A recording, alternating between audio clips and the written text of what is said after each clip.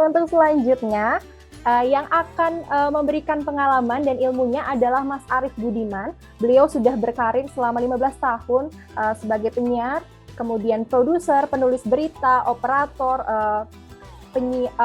reporter lapangan, terus habis itu juga dan VO talent, dan saat ini beliau berprofesi sebagai penyiar radio RRI dan presiden KVDAI, yaitu Komunitas Voice Over Dubber dan Announcer Indonesia. Tapi sebelum kita panggil Mas Arief, kita simak dulu tayangan yang berikut ini.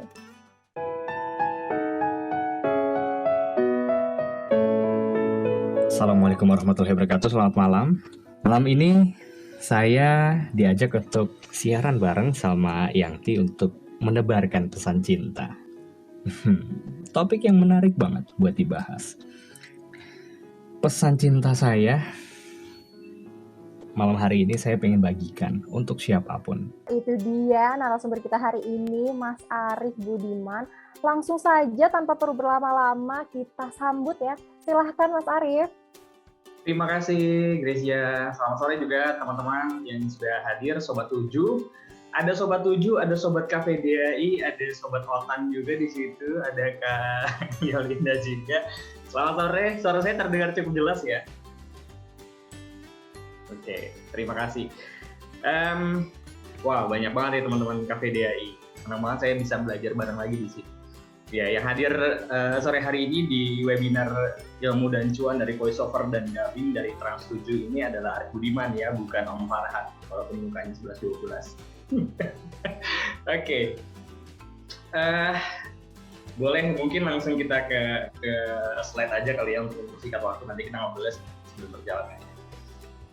Ibarat pepatah kan tak kenal maka tak sayang, saya pengen kenalan juga sama teman-teman ke latar belakang saya, terus kemudian pengalaman bekerja tadi juga sudah disebutkan sama Gracia, dan apa saja project voiceover yang sudah saya kerjakan. Kenapa ini penting? Karena nanti saya akan cerita bagaimana kemudian teman-teman bisa sesuai dengan judul acaranya ya, buat dapetin ilmu dan juga cuan dari voiceover dan juga dubbing. Boleh dibantu slide-nya?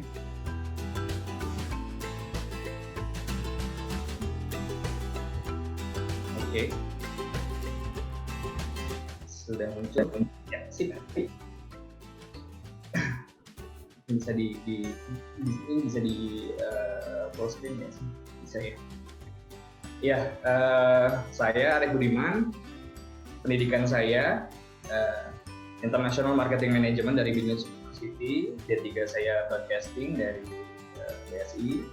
Pengalaman bekerja saya di beberapa radio kurang lebih 15 tahun. Ini sedikit dari beberapa radio yang sudah saya cantumkan. Saya pernah bekerja di radio bisnis, berita bisnis semua isinya. Saya juga pernah kerja di radio pariwisata yang namanya Radio Indonesia, kemudian Radio Sonora, ini juga Radio Family dan juga Radio News, Radio El Sinta juga radio berita. Kemudian terakhir sekarang saya aktif di RRI Pro 4 Jakarta, ini adalah radio siaran budaya. Sekarang juga saya dipercaya oleh teman-teman untuk menjadi presiden dari komunitas voiceover dan voiceover, dubber dan announcer Indonesia. Ini merupakan sebuah komunitas pegiat dan pecinta suara yang jumlah membernya lebih dari 7.000 di seluruh Indonesia dan juga ada di 4 negara. Voiceover project saya memang lebih banyak di kementerian.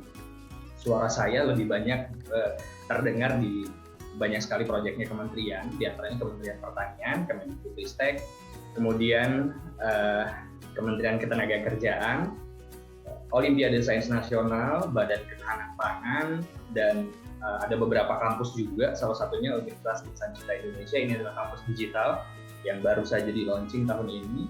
Kemudian untuk iklan pilkada juga ada, dan beberapa iklan rokok. Suara saya lebih banyak juga terdengarnya di radio dibanding televisi. Kalau Kak Yolinda tadi mungkin di program televisi, saya lebih banyaknya di radio. Beberapa iklan produk ya, yang teman-teman juga bisa lihat. Next, boleh gabung. Nah, kalau ditanya peluang cuan di dunia voiceover dan dubber tuh apa sih gitu ya?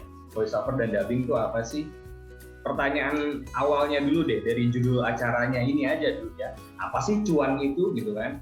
Cuan itu kan artinya kalau dalam bahasa Hokkien itu uang atau bisa berarti keuntungan. Nah, kalau kita bicara keuntungan itu kan nggak selalu uang ya sebenarnya ya, Sobat 7 ya dan juga teman-teman ya. Ketika kita ikut acara ini nih, webinar seperti ini, kita dapat lingkungan yang positif, yang juga suportif, ini juga cuan buat kita. Kita dapat jejaring pertemanan yang baru lewat acara ini. Saya juga kenal sama teman-teman di Trans 7. Saya kenal juga dengan teman-teman yang hadir sore hari ini dari seluruh Indonesia. Kita juga dapat relasi bisnis baru, kesempatan belajar, menggali potensi diri yang mungkin selama ini kita nggak tahu. Mungkin kita punya potensi, tapi kita takut untuk mengeksplornya karena nggak punya lingkungan yang mendukung untuk kita belajar, untuk kita menggali potensi lain dari diri kita. Maka beruntung banget teman-teman kalau hari ini hadir di webinar kali ini karena teman-teman sudah menemukan cuan yang saya sebutkan tadi ya. Lingkungan yang suportif, jejaring pertemanan, relasi bisnis, kesempatan belajar, gali potensinya, dan yang paling penting sih berani mencoba hal baru. Gitu. Nah, voiceover ini juga memang mulai populer kembali, bisa dikatakan mungkin 2 atau 3 tahun ke belakang. Profesi voiceover ini mulai populer, apalagi seiring dengan banyaknya media sosial baru seperti TikTok misalnya, atau bahkan Instagram yang sekarang sudah ada Reels-nya, dan seterusnya. Kalau kita lihat dari kebutuhannya juga, ya kan di industri kreatif, sekarang kan semua larinya ke digital. Profesi voiceover talent ini juga banyak dibutuhin sama industri, ya nggak cuma televisi aja, industri kreatif, radio termasuk, podcast iya, YouTube iya, OTT juga iya, TV berbayar seperti Netflix misalnya, atau Disney Plus dan seterusnya. Ya, jadi peluang pekerjaan, peluang untuk bisa membangun karir di dunia voiceover masih terbuka lebar. Dan kabar baiknya teman-teman, profesi voiceover itu profesi yang nggak kenal usia. Selama suara kita masih enak didengar, selama suara kita masih laku, nggak ada tuh yang namanya pensiun gitu. Bahkan di Amerika pun banyak voiceover senior yang usianya sudah di atas 60 tahun dan mereka masih produktif gitu. Ya. Terus pertanyaan berikutnya, kalau misalnya saya mau jadi voiceover talent, suara saya bisa dipakai buat apa aja sih? Teman-teman bisa baca di slide-nya. Ada voiceover iklan, TV dan juga radio, company profile seperti spesialisasi saya, adalah iklan radio dan juga company profile, kemudian konten video marketing, ada juga infografis. Infografis itu kayak misalnya video sosialisasi tentang COVID-19, video sosialisasi tentang aturan penerapan protokol kesehatan dan seterusnya.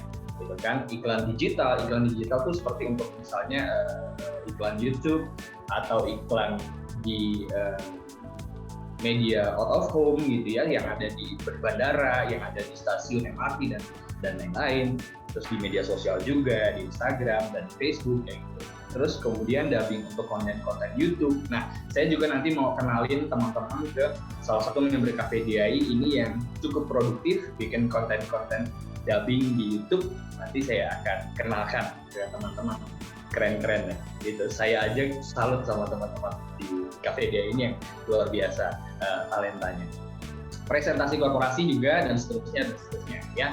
Kalau kayak Yolinda berarti kan dubbingnya buat program TV. Nah, gimana caranya? Ada juga program TV yang memang menggunakan talent, in-house talent gitu ya, artinya karyawan sendiri. Ada juga televisi yang programnya didubbing oleh talent-talent dari luar stasiun TV itu. Mereka meng-hire talent dari luar untuk mengisi suara di program itu. Artinya peluang teman-teman juga ada di situ. Next. Nah, pertanyaannya, ini yang paling penting kan sebenarnya. Bisa nggak sih saya jadi voiceover talent? Jawabannya bisa. Tadi udah dijelasin juga sama Kak Yolinda ya. Bisa, siapapun orangnya yang punya minat dan kemauan untuk terlibat dalam dunia voiceover bisa menjalani pekerjaan ini. Syaratnya yang penting, mohon maaf, tidak bisu atau tidak mengalami gangguan bicara gitu ya. Gitu. Nah, tapi pertanyaan kemudian, gimana kalau misalnya saya nggak pernah punya pengalaman buat jadi voice talent, nggak pernah punya pengalaman jadi dubber, nggak pernah punya pengalaman buat ngisi suara, saya yakinkan teman-teman di komunitas saya dan juga teman-teman yang lain di KPDAI, kita dari latar belakang apapun bisa punya kesempatan yang sama buat mencoba terjun ke dunia voiceover atau juga dubbing. Yang penting mau belajar sih, intinya itu, mau belajar, mau kita membuka diri dan juga menyerap ilmu dari mana saja. Salah satunya ilmu yang teman-teman akan dapatkan di webinar kali ini. Ini juga wajib banget diikutin, ya. Nanti kalau ada prakteknya juga boleh diikutin. Yang berikutnya tadi ya, setelah gimana memulainya, iya tadi ini sudah tadi saya jelaskan, ya kan, gimana kalau saya nggak pernah punya pengalaman tadi. Yang penting mau belajar. Dari latar belakang apapun bisa. Nanti saya kenalin ada beberapa member KPDAI yang latar belakangnya unik-unik. Nah, gimana memulainya? Teman-teman sekarang di depannya ada gadget ya, ada gawai gitu ya. Mulai dari sini aja dulu. Di handphone ini ada alat perekam yang bisa teman-teman gunakan untuk latihan. Di handphone ini selama ada kuota internetnya, teman-teman juga bisa cari tahu di internet, di Google. Cari tahu informasi gimana sih caranya memulai buat jadi seorang voiceover talent. Makanya sore hari ini, mohon maaf kalau misalnya teman-teman mencari tips-tips memulai jadi voiceover, saya pikir di sini bukan tempatnya, karena di internet teman-teman sudah banyak. Kita lebih banyak sharing di sini, sharing pengalaman saya, pengalaman Kak Yolinda juga, pengalamannya kita memulai dan kemudian mendapatkan cuan dari voiceover dan juga dapat ilmu gitu. Yang perlu dilurusin sih, kalau kita mau memulai, jangan kemudian saya pengen jadi voiceover talent karena saya pengen terkenal, enggak. Tapi kita lebih ke diri kita sendiri aja dulu gitu. Mau jadi voiceover talent tujuannya mau apa? Pengen mengeksplor diri, pengen nyobain pengalaman baru, atau mungkin menggali hal-hal yang barangkali ada di diri saya, potensi itu tapi saya nggak tahu. Siapa tahu di sini jalan. Aktif aja dulu di media sosial.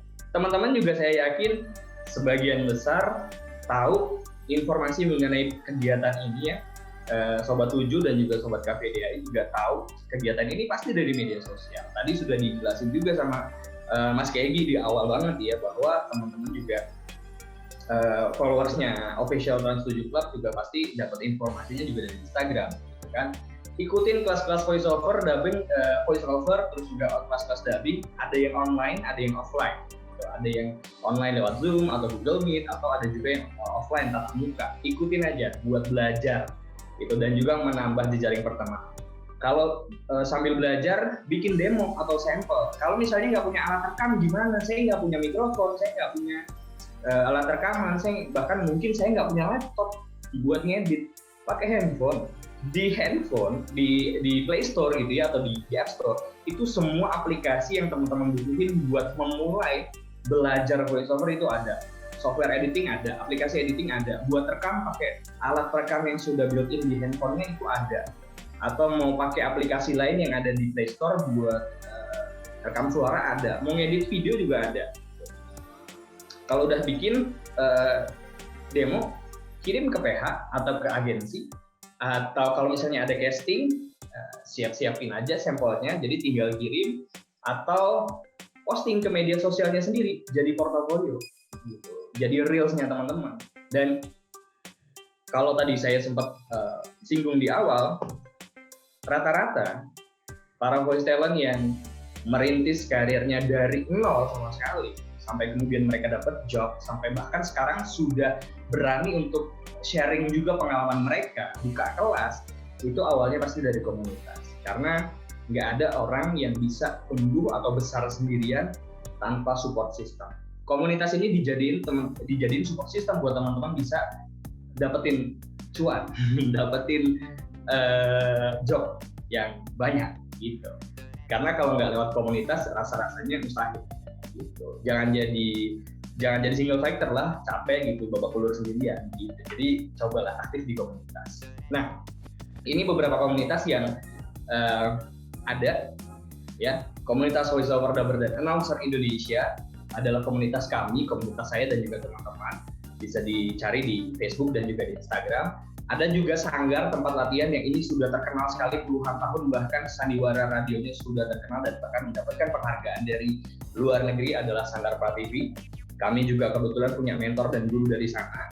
Ada Nge-Voice Community di Malang, ada Surabaya Voice Over, Jogja Voice Over, ada BNS Voice Over di Bandung. Ada juga HiPodap. HiPodap ini agak spesifik karena memang yang menjadi membernya adalah teman-teman yang Muslim gitu, karena sebelum mereka latihan biasanya ada tadarus dan sebagainya. Dan saya lihat tadi beberapa ada juga member KPDI yang juga tergabung di HiPodap dan juga komunitas-komunitas yang tadi saya sebutkan. Ada juga Maker to Winning Voice Over Training. Ini juga adalah sekjennya KPDI, posisinya ada di Palu. Dia sekarang jadi voice over promo untuk salah satu televisi swasta di Jakarta. Kemudian ada VT Class, ada iPod, ada Brain Writer yang digawangi sama Kak Tisa Julianti. Kemudian ada Voice Institute Indonesia yang juga foundernya adalah, salah satunya adalah Mas Bimoki gitu. Teman-teman bisa ikutin semua.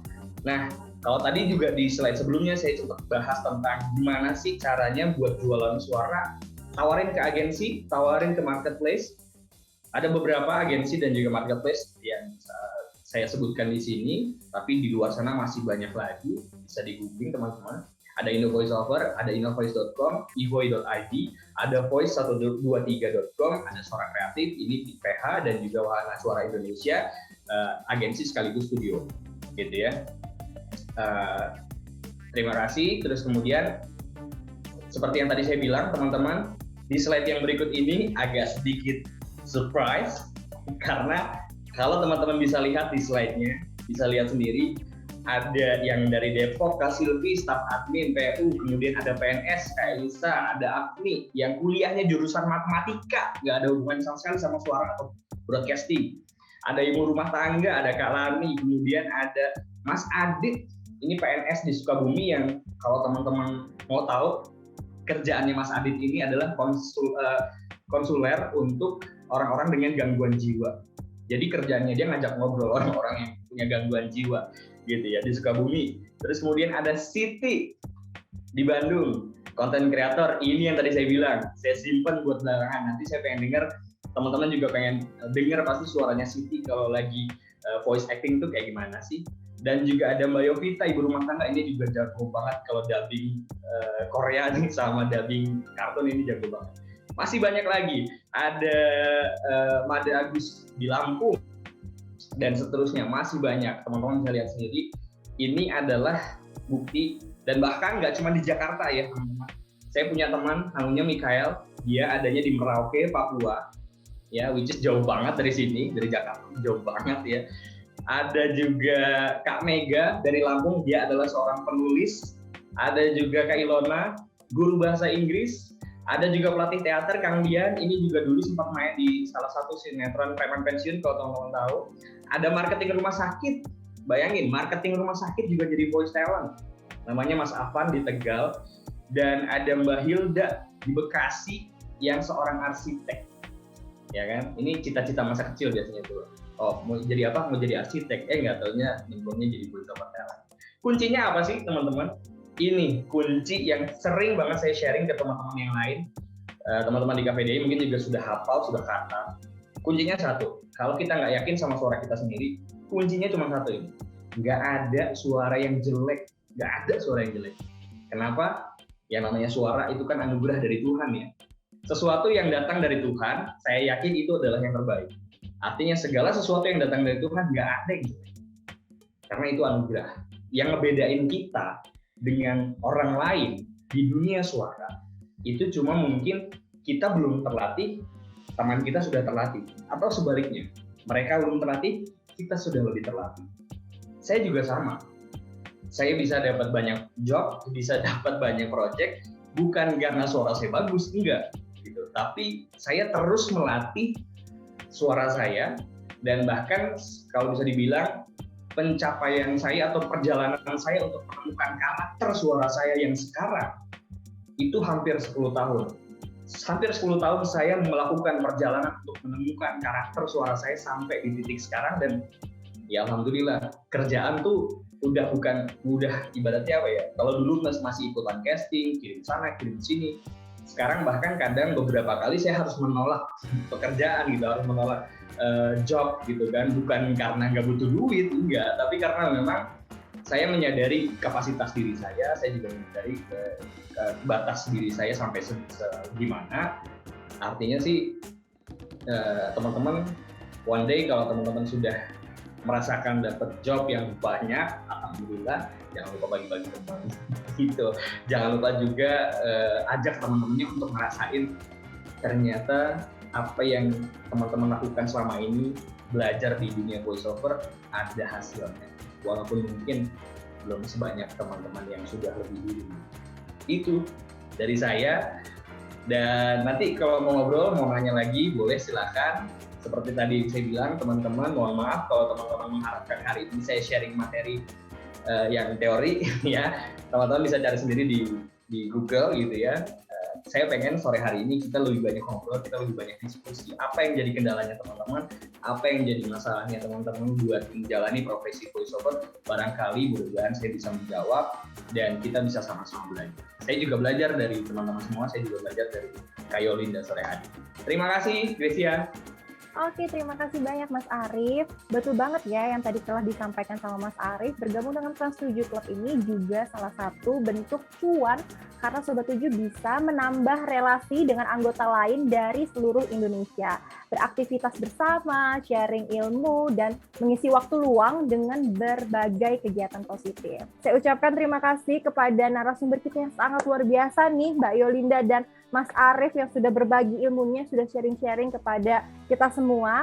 Saya ucapkan juga nih terima kasih untuk Sobat 7 karena sudah antusias banget nih sama webinar kita hari ini. Semoga ilmunya bermanfaat dan bisa diaplikasikan ya. Amin. Amin. Dan jangan lupa untuk langsung follow dan kunjungin sosial media Trans7 Club di Instagram @officialtrans7club, di Twitter @trans7club, dan di Facebook di Trans7 Club. Untuk update dan mengetahui aktivitas yang akan diadakan Trans7 Club lainnya nih. Nah, saya Gracia pamit undur diri. Terima kasih atas perhatiannya.